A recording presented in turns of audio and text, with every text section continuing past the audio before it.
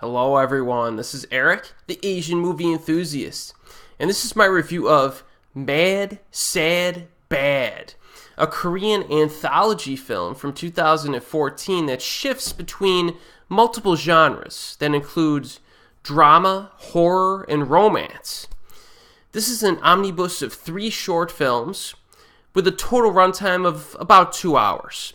Now, I've been waiting with bated breath to watch this film for multiple years at this point. It was never released on DVD or Blu-ray, but it recently popped up on Drama Fever, the website, a legitimate website. So I abruptly stopped everything that I was doing and decided to watch it. But did it live up to my expectations? Actually, it surpassed them.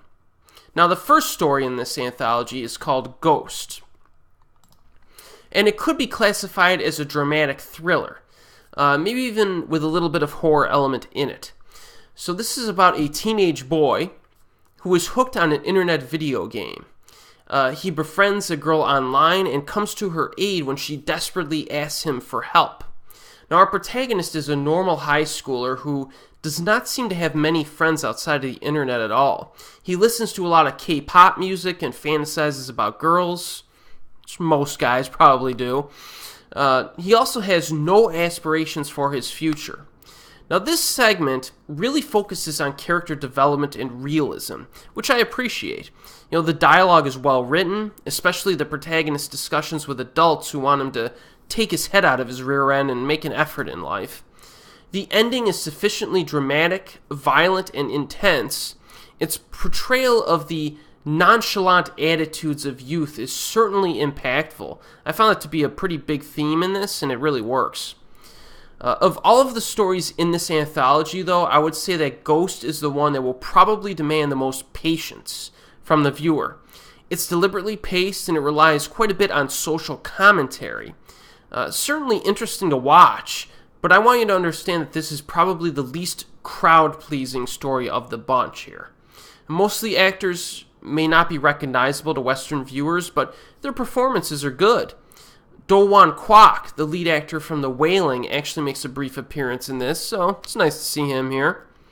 And you may be surprised to know that this short film was directed by Sung-won Ryu, the man who brought us The City of Violence and The Berlin File, among many other good films. So this is a good segment in this anthology. Definitely, I think this anthology starts off with a very strong dramatic basis or foundation with this first story. The second story is called Saw You and could be classified as a horror romance. Now, in response to a zombie epidemic, advancements in science and medicine allow humans and cured zombies to live together.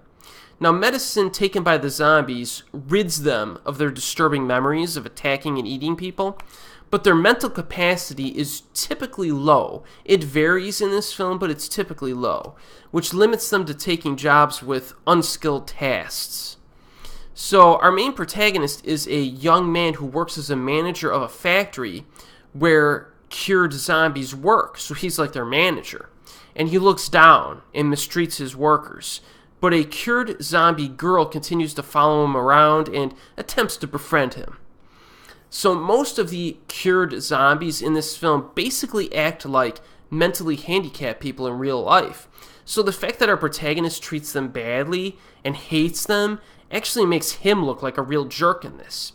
And this is especially true when he's being mean to the cured girl zombie, who is probably the cutest zombie of all time. She's perfectly cast. The lead actress in this is a girl by the name of Gyu-ri Nam, who is great in this. Her facial expressions are fantastic because she portrays herself as an emotionally fragile being, you know what I mean? As a viewer, you really feel sorry for her, you know what I mean? It's not often when I feel the need to give a zombie a big hug, but it's definitely the case here. Now, the premise gives this film the opportunity to be a little creative, and it certainly is. There are definitely some scenes that I've never seen in a zombie film before, especially at the factory. There are also a few funny moments early on that showcase the kinds of uses these cured zombies have, and I like that. There's more than enough time that's spent on developing our leads as well, meaning that this is a surprisingly romantic and emotionally resonant experience, and I think it really sticks its ending. I don't want to say much more about it because it could lead to spoilers.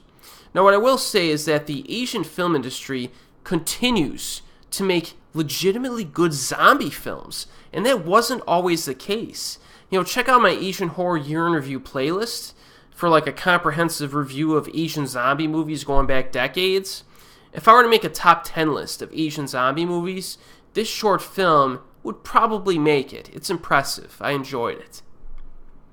Now, the third story in this anthology is called Picnic, and could be classified as a drama with a little bit of... I'm not going to tell you. Soo-min is an 8-year-old girl who lives with her mother and her 6-year-old autistic brother, Dong-min. Now, they live in a little village by the sea. Soo-min always has to take care of Dong-min while her mother works. So the responsibilities of helping to raise her little brother severely limit her ability to just have fun and hang out with friends, like a little girl should be able to do. Her only pleasure is really to read comic books under her blanket at night before bed. Now, the little actress from Train to Busan is the lead protagonist in this film. Her name is Soo-ahn Kim. Now, she was very good in Train to Busan, but she is awesome in this short film. She carries this flick on her little shoulders and does a great job of giving a very natural, convincing performance. This is the best performance of her career from what I've seen. Now, yet again, this story, like the previous ones in this anthology, focuses on character development, first and foremost. Now, in fact, I would say that this is probably the most hard-hitting of all of the segments in this anthology. And judging by the quality of the previous stories, that's kind of saying something. The difficulties of the little girl's situation are excellently developed, and the finale is a fantastic blend of magical, disturbing, and emotional moments all kind of blended together. The craftsmanship and the subtlety to the ending of this film are really impressive. So if you like movies about children, this is basically a must-see. This final story in this anthology is a must-see. It does a great job of capturing the interaction between children, as well as their thought process. Fascinating stuff that's executed at a high level, so I strongly recommend it. So overall, Mad, Sad, Bad is the kind of film that it kind of transcends genre classification, mostly because it's a very different, creative film that explores its themes in unconventional ways. I would argue that every segment has a certain sense of horror within it in a certain way, but it's portrayed through concepts and environments, not visceral scares. So I may or may not include this in my Asian horror playlist when we get to 2014. I'm gonna have to think about that. It's kind of on the brink. It's on the edge of the horror genre. But in any case, I strongly recommend this, which is currently available on Drama Fever.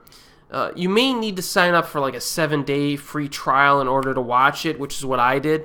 It's really not available anywhere else, and considering the fact that this movie had a theatrical release in 2014 and has had no DVD or Blu-ray release at all in 3 years, and I've been checking consistently, we may never get a DVD or Blu-ray release of this movie. So if you're interested in it, go online, read some of the plot synopses.